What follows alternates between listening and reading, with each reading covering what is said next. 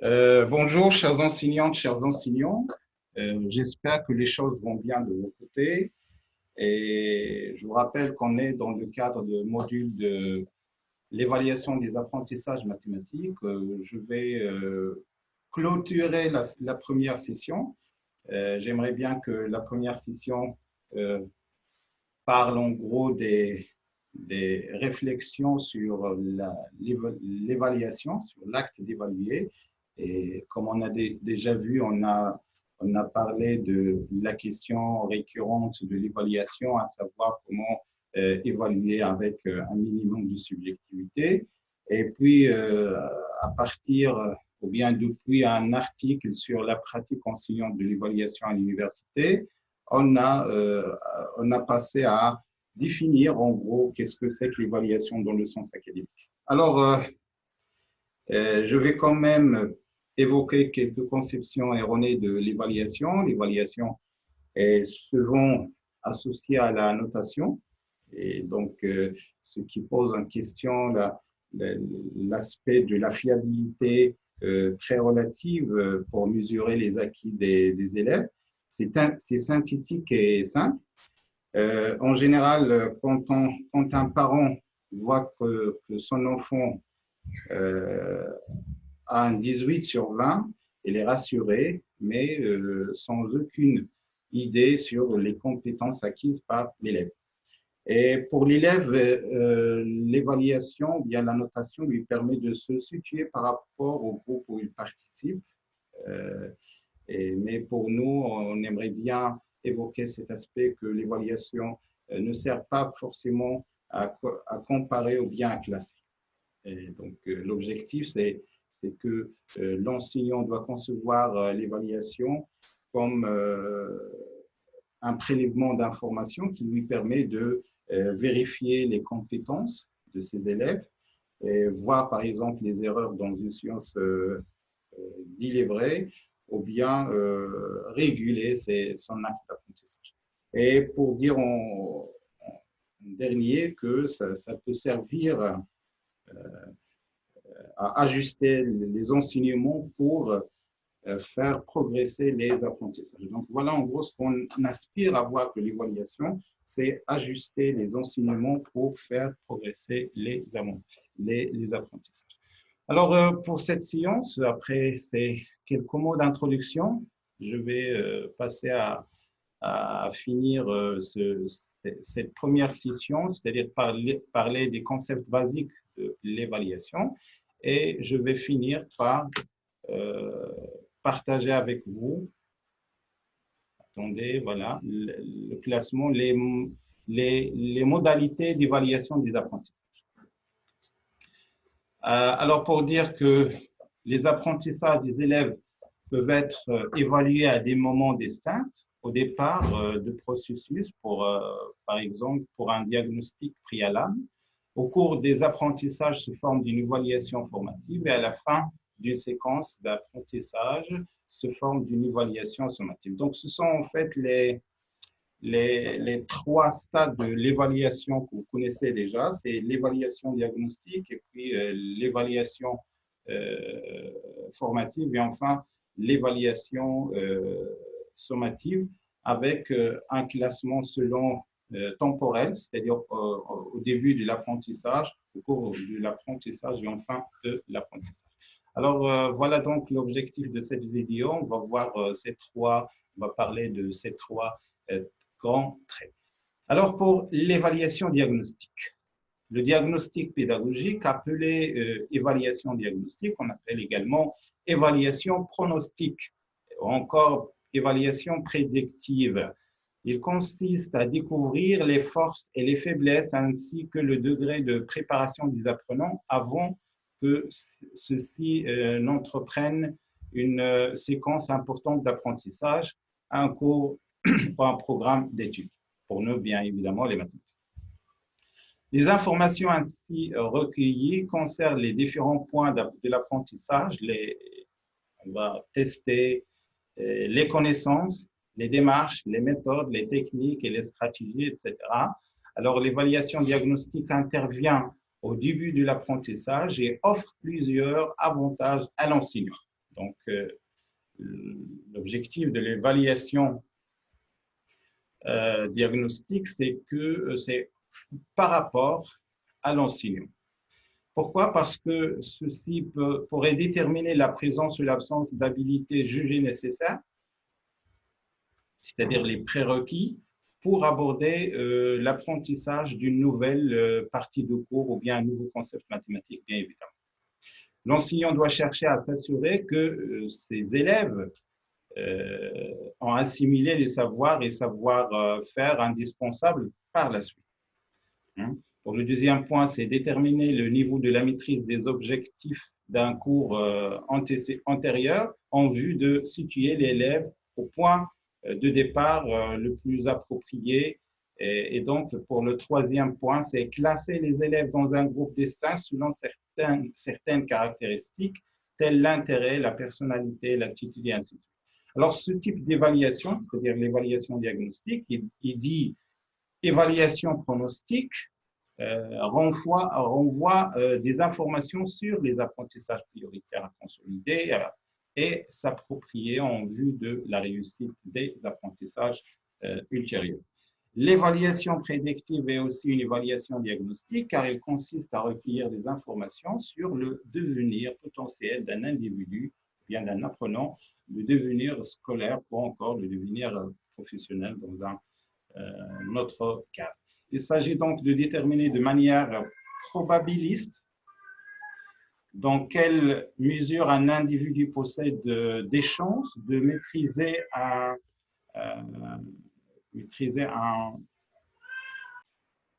donc cette évaluation diagnostique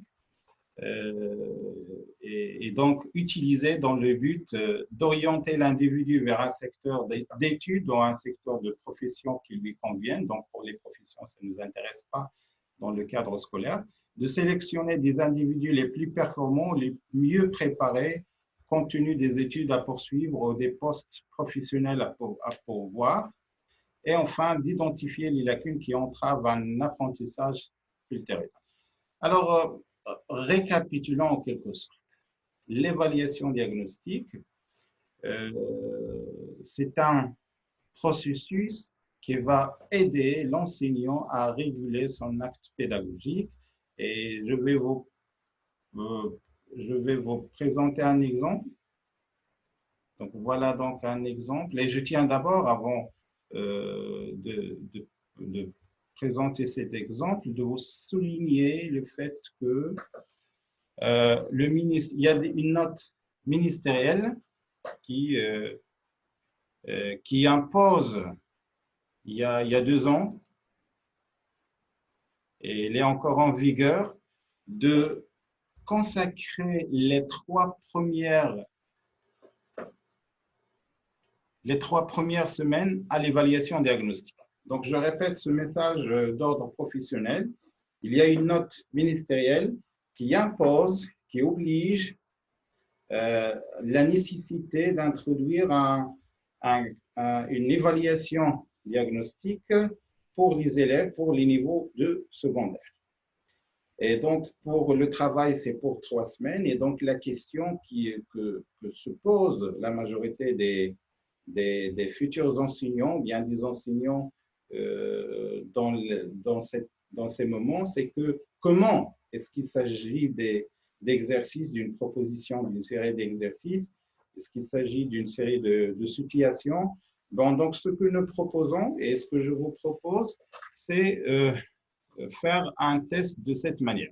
Alors, voilà un exemple, par exemple, que j'ai travaillé pour une collection de manuels scolaires et je vais vous parler de ça un peu plus tard. Alors, je l'ai appelé test diagnostique d'évaluation des préacquis en mathématiques destinés aux élèves de première collégiale. Alors, j'ai appelé ça des préacquis, non pas des prérequis, parce que je vous rappelle la différence. Les acquis, c'est ce qui a été acquis par l'élève. Il se pose au naturel. Et les requis, c'est ce qui est exigé comme nécessaire. Alors, pour moi, bon, on n'exige rien à l'apprenant, mais j'aimerais bien tester ces préacquis en mathématiques Donc, pour les élèves de la première année collégiale, bien évidemment, on va les questionner, on va pointer les thèmes de la dernière année de cycle primaire. Alors, l'objectif, comme on a déjà cité, c'est donner aux enseignants une idée générale sur les difficultés de leurs élèves et puis faire prendre conscience à l'élève de ses forces et de ses faiblesses en mathématiques. Donc, voilà le modèle que je vous propose. C'est un questionnaire à choix multiples, en quelque sorte. Oui, c'est un QCM où je vais proposer 20 items ou bien 20 questions, ou bien 20 propositions. Euh, pour chaque proposition, une seule est vraie, donc je vais donner des réponses et c'est à l'élève de me cocher, disons, la, la solution correcte. Et puis, je ferai pourquoi cette proposition du QC1, parce que d'abord, c'est facile à corriger, hein, c'est facile à corriger, et il faut bien se situer sur la totalité pour couvrir l'ensemble de programmes, ça c'est important, et puis voir que les questions qui posent problème, on pourrait faire une analyse descriptive simple de l'ensemble des élèves, de tous les groupes que vous avez. Donc, ça va vous donner un échantillon, disons, important parce que si on suppose que vous avez 3 groupes, par exemple, vous allez une moyenne de 100 ou bien 100 et quelques élèves. Alors, ça, c'est important pour vous donner après une analyse descriptive très simple, là où il y a les points faibles ou bien les points forts de votre groupe à enseigner. Donc, voilà donc la première proposition de ce type de test diagnostique, c'est un QCM composé de 20 questions. Donc, mais voilà le QCM. Et en arrivant à un stade, on sait que vraiment nos élèves ils sont des lacunes sur un point ou un autre. Ben, il ne faut pas s'arrêter sur ce niveau-là. Ben, il faut passer à l'action de remédiation. Et donc, la remédiation, voilà donc ce que j'ai proposé dans cette deuxième partie. Donc, ça, c'est la partie 1, c'est un QCM. Et la partie 2, ce sont des situations que j'ai appelées des situations de remédiation. Alors, ces situations de remédiation, maintenant, ce n'est pas un QCM, mais ce sont des textes écrits de mathématiques, ce sont des situations proposées où l'enseignant devrait les travailler ensemble avec ses apprenants, avec ses élèves. Bien sûr, ce n'est pas nécessaire de travailler tous les exercices proposés, mais il doit veiller vraiment à travailler ou bien faire un choix vis-à-vis des points de faiblesse notés ou bien déduits de l'analyse de la première partie concernant le QCM. Voilà donc en ce qui concerne l'évaluation diagnostique. Et j'aimerais bien ouvrir une petite parenthèse concernant cette partie 3 que j'ai appelée partie 3. Je l'ai intitulée Mathématiques et vie quotidienne. Et peut-être je vais vous parler de ça parce que sûrement vous avez entendu la participation de notre royaume dans les enquêtes internationales de l'évaluation, par exemple le TIMSS ou bien le PESA. Et donc, le PESA, par exemple, il s'intéresse aux mathématiques, aux compétences mathématiques dans la vie quotidienne. Alors, c'est pourquoi j'ai introduit cette troisième partie dans l'introduction de chaque manuel scolaire. C'est pour familiariser les apprenants et également les enseignants sur le type des situations que peuvent avoir ces enquêtes internationales parce que, à mon avis, et peut-être je vais vous parler de ça un peu plus loin, l'un des problèmes de la participation de nos élèves, c'est qu'ils n'ont pas l'habitude de travailler de telles situations. Donc, à mon avis, si on leur propose des modèles, ou bien des situations qui relevant de la vie quotidienne, ils vont pas sûrement avoir de problème pour aborder de telles situations. Bien, donc, ceci pour l'évaluation diagnostique. Je récapitule. Alors, elle est primordiale, elle est obligée, c'est nécessaire que chaque conciliant au début de l'année prochaine de réserver 3 semaines pour l'évaluation diagnostique. Comment elle va proposer cette évaluation diagnostique? Je vous propose un QCM composé de 20 questions couvrant la totalité de programme de l'année précédente, bien évidemment. Et après, faire une analyse descriptive pour voir les faiblesses, les erreurs des apprenants. Et enfin, passer ensuite, dans un deuxième moment, passer aux situations de remédiation et surtout travailler sur les points de faiblesse des groupes. Voilà donc pour cette première partie concernant l'évaluation diagnostique. Je vais passer au type d'évaluation, deuxième type d'évaluation, à savoir l'évaluation formative. Alors, pour l'évaluation formative, il a fait l'objet de plusieurs définitions. Donc, il y a un certain nombre d'auteurs qui ont défini l'évaluation formative. Donc, peut-être je ne vais pas vous citer les noms des auteurs, mais je peux vous proposer en dernier le manuscrit. Vous pouvez bien consulter ces auteurs. Alors, l'évaluation formative est une évaluation ayant pour objet de découvrir où et en quoi un élève éprouve des difficultés d'apprentissage. Bien sûr, en vue de lui proposer ou bien de lui faire découvrir des stratégies qui lui permettant de progresser dans un processus éducatif normal. Les erreurs sont à considérer comme les moments dans la résolution d'un problème et plus généralement comme les moments dans l'apprentissage. Voilà donc une définition d'un auteur. Je vous propose une deuxième et ainsi de suite. Alors, l'évaluation formative a pour but de dépister des déficiences, des difficultés éventuelles dans l'apprentissage. Voilà une définition en une phrase. Son but est d'assurer une régulation formative de processus de formation, c'est-à-dire de fournir des informations détaillées sur les processus et les résultats d'apprentissage de l'élève afin de permettre une adaptation des activités d'enseignement, apprentissage.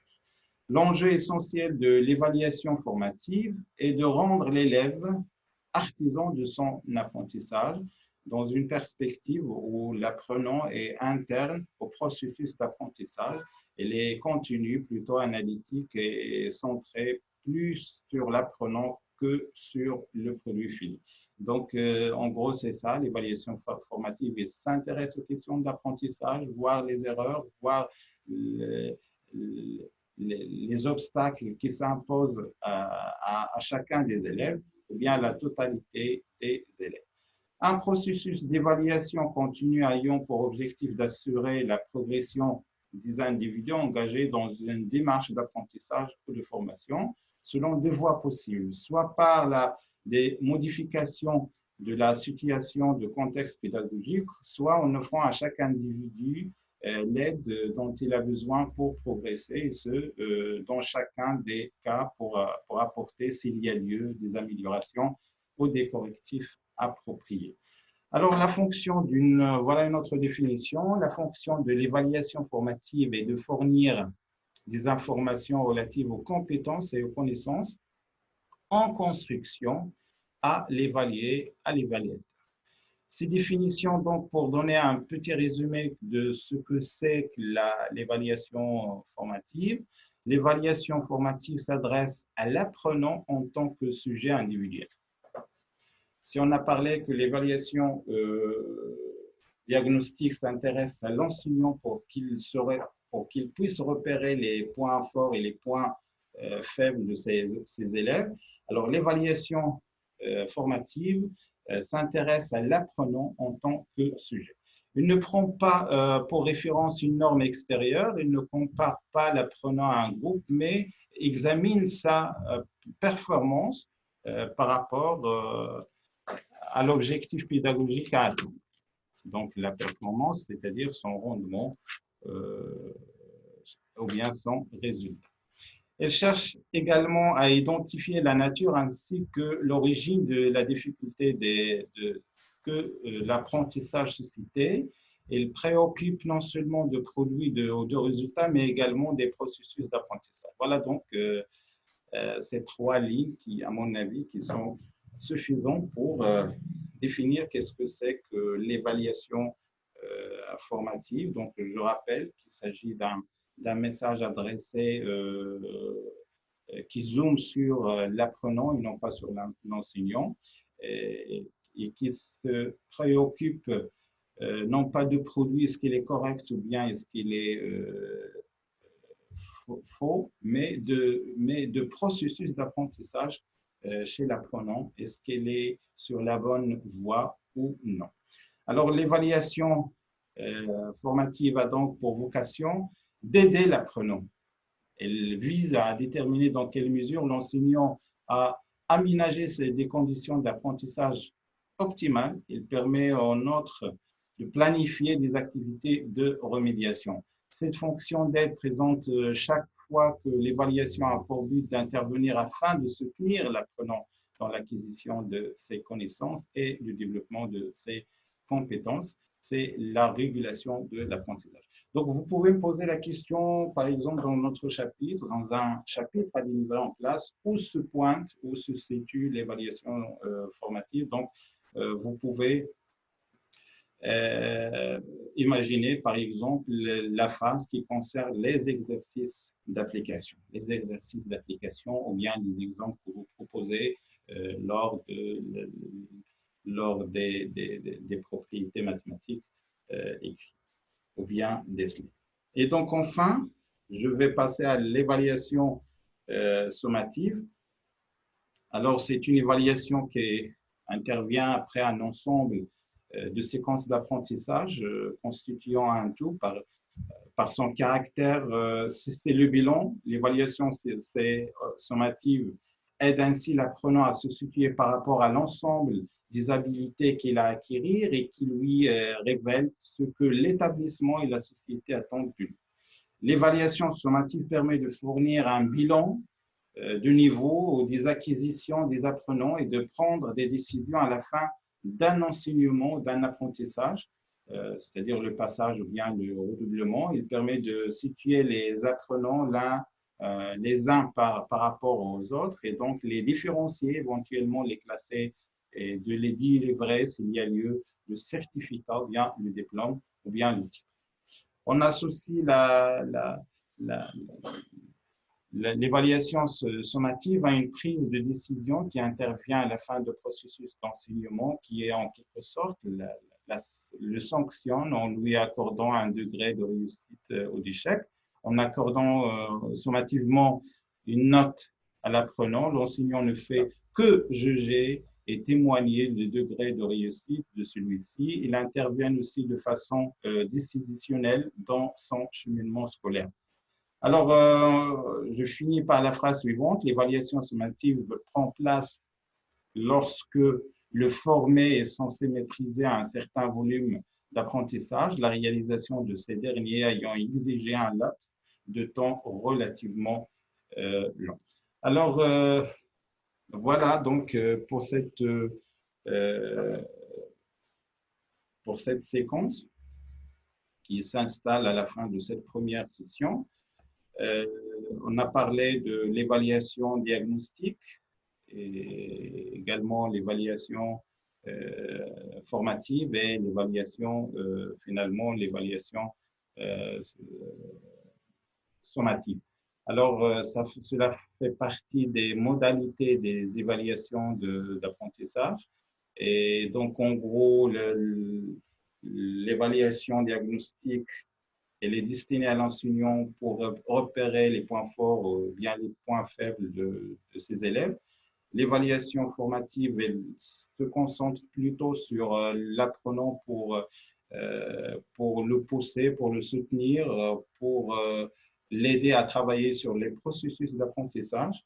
Et enfin, l'évaluation sommative qui s'intéresse à donner une note pour faire un classement, un passage, un redoublement. Vous pouvez imaginer, par exemple, les contrôles continus, par exemple, qui permettent à l'apprenant de se situer par rapport au groupe et qui permet aussi également à l'administration d'avoir une idée de classement ou bien d'un élève par rapport au groupe où il participe. Alors, voilà donc, merci de votre attention, prenez soin de vous et au plaisir de vous voir pour une ultérieure